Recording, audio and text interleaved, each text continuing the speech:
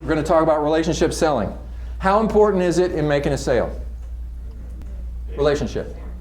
Very. If you had to give it a percentage,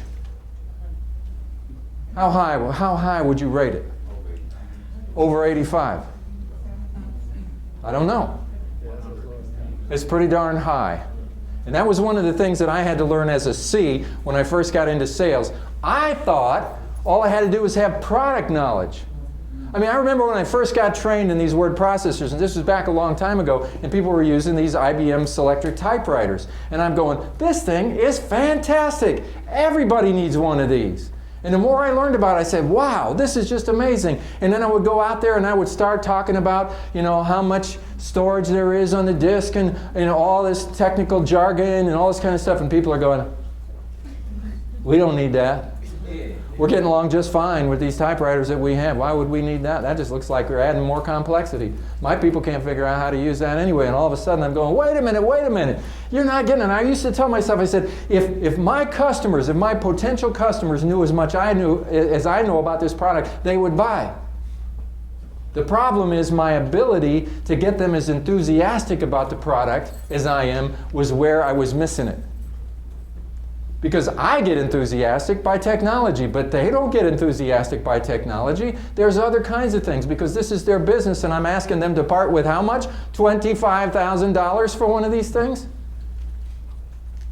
So I had to figure out relationship and how to connect with people and what a difference that makes.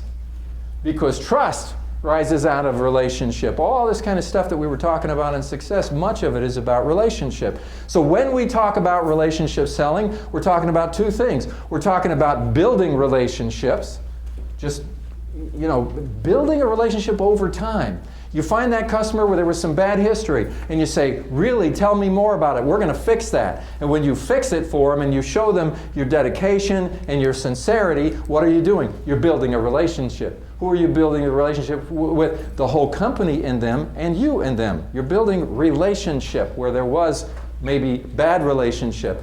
And the other thing is we are selling solutions which could come in just about any form. And in order to really sell a solution, I'm convinced that you need a relationship. So one of the things that I do in my business is I do a lot of consulting. And my credibility is the only thing that I have.